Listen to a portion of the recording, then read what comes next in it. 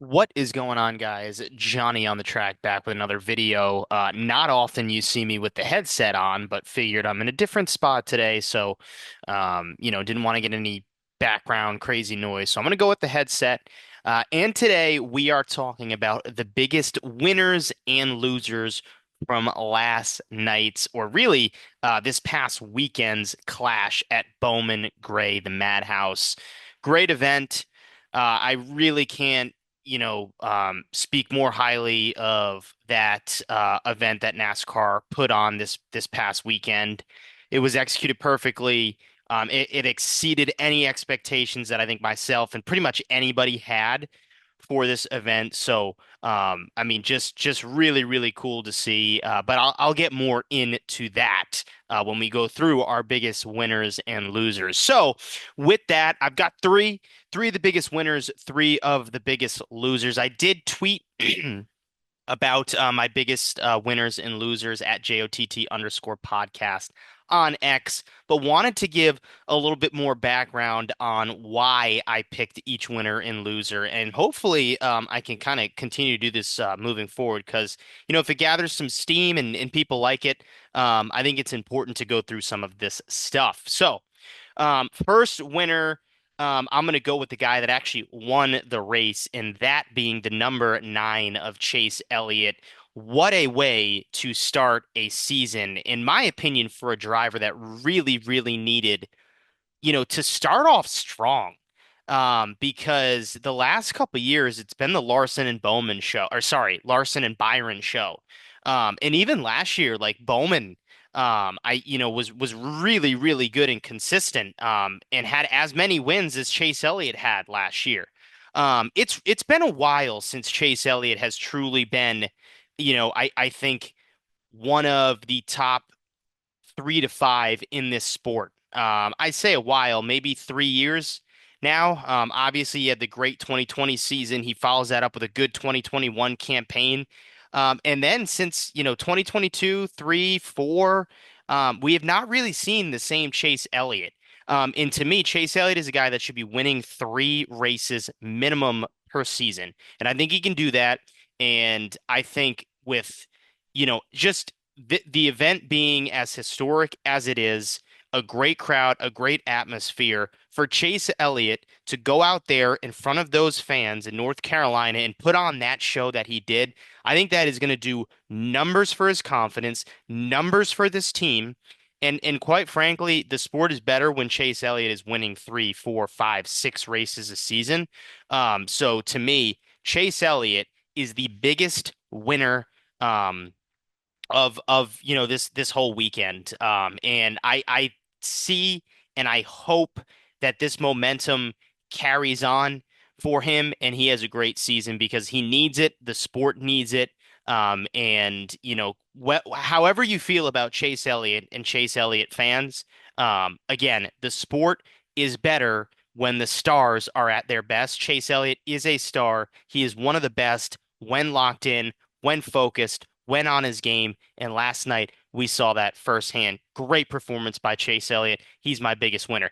Number two, biggest winner for me. I'm going to go with the three winners and then the three losers. Number two is Ryan Blaney.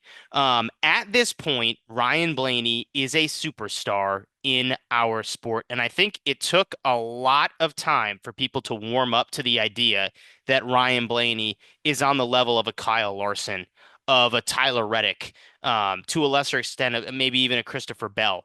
But he is that talented. And when it comes to short flat tracks at this point, it's Penske and it's Blaney that really just they are nearly impossible to beat. And quite frankly, if Blaney starts anywhere, in my opinion, that is not last in the main show, I think he wins. But just like put that together, that at a short track, quarter-mile track, flat track, where it has seemed to be impossible to pass at these short tracks, these short flats, in this next gen car, Ryan Blaney starts dead last, comes from the last chance qualifier where he only like logs a couple laps just to get the feeling of the car because he knew he was going to get the provisional. He comes from dead last in passes, 21 cars. 21 cars from 23rd up to second in a matter of like 100 and I don't know, like 60 laps. And then was right there on the tail, on the heels of Chase Elliott's back bumper. And Chase just found a little extra, something. And again, it still was tough to pass. Um, but we did see some passing. It was a good short track race. Let's not. I don't want to take anything away from the product we saw, but I'm just saying I'm more speaking out loud that Ryan Blaney got a provisional, okay, just to get into the main show, starts last, and on a short track passes just about everybody to get to first. That is something special when, there's no strategy involved here, right? Like you couldn't when some people pit, Brian Blaney stays out and he gets track position. No. The track position was you got to pass people. And that's what Blaney did. That's what he's done the past couple of years now. Last year finishing second in the championship standings, in my opinion, his best overall year from start to finish. And then, of course, the year prior when he had that magical playoff run to become the champion of the NASCAR Cup Series in 2023. But Ryan Blaney, to me, has to be talked about. When you talk about a Larson, when you talk about a Byron, a Bell, an Elliott, like Blaney has to be in that conversation now. And so for I think 3 to 4 years it was like, yeah, can Blaney win? Can he be consistent? Like, what is Blaine? Like, who is Ryan Blaney as a race car driver? We now know that when you give Ryan Blaney a good car, he is going to be right there to win it. And I think he's going to have a wonderful season once again this year. So Ryan Blaney, to me, has lifted himself in the best driver in the Cup Series conversation, and I think you can make an argument if you were to tell me he's the best Cup Series driver right now, you could make a good argument, and I could argue with you and say I would say Larson's better. But you can make an argument and feel comfortable and confident about that argument. That's me. That's my opinion at this point. So Blaney, number two biggest winner, and then number three, of course, it's NASCAR. Let's just go through, everything here, right? Great venue, great atmosphere, great weather, great crowd, great racing, great event that NASCAR put on at Bowman Gray for this clash. And to get, to make things even better, we talked about Chase Elliott, the sport's biggest star takes the win. I mean, you can't ask for a better story than what we saw last night. And, both Saturday night and Sunday night, everything was great about it. The fans loved it. To see some of those local short track legends be a part of this race as well. And really, have some moments. I think that was great as well. So I love what they did. I'm glad it went well. And I hope that NASCAR doesn't continue to try to adapt to do things like way out of the box. You have a baseline and frame line here, right? Like this is the framework. You find a local short track that has a good crowd, that has history, make it grassroots and you go there for a year or two, you have some fun, the fans love it. It's a how do I say this? Like a tight-knit community, right? So you can see like a Noah Gregson interacting with the fans and watching like the last chance qualifier with fans, right? Because it's a small venue, you can do things like that. So that's to me the framework for the Clash moving forward. I hope they don't go back to like, these big one-time venues, Chicago, this, LA, Brazil. Um, let's ignore that. Let's stick to grassroots. Let's, build around this framework that we saw the Clash have at Bowman Gray. So NASCAR, third biggest winner for me. Biggest losers, I'm going to start with, in my opinion, the number one. And I think you could go a couple ways here. But for me, Ty Gibbs. What was that performance, Ty Gibbs? What was that performance? We're waiting now. It's year three. And, you know, I expected in that last chance qualifier, Kyle Larson and Ty Gibbs to basically lead that thing 1-2 and no one to touch those two cars. And once Larson got the lead, that was pretty much it. Like nobody could touch Larson. I thought it was going to be like that for Ty Gibbs. It was not. Um, he had a good fast car at practice. And then a couple things don't really go his way early on in that last chance qualifier. And he's out of it. And that's it. But, from multiple times being spun out to being too aggressive to losing positions on restarts, I was not impressed with Ty Gibbs at all last night. And I want to put this, into perspective here, right? Because it is just an exhibition race, and you could say, you're making too much of this situation. Let's calm down a little bit. There's still plenty of racing ahead of us, which you're right. But the third man now at RFK, Ryan Preece, locks his way into the show. Third man at Penske, Austin Cindric, locks his way into the show. Fourth man at Hendrick, Alex Bowman, finds his way into the show. They all qualify. And you're the fourth man at Gibbs, I would say. It's either you or Briscoe at this point. I would argue that I think Briscoe's more talented than Ty Gibbs. Um, you've got to lock yourself into the show. I mean, you've got to find a way to do that. And, I watched Josh Berry come from 12th all the way up and found a way. Even when Ty Gibbs, had some damage and whatnot, and he's getting into it with Justin Haley. Like Justin Haley, Ty Gibbs, come on.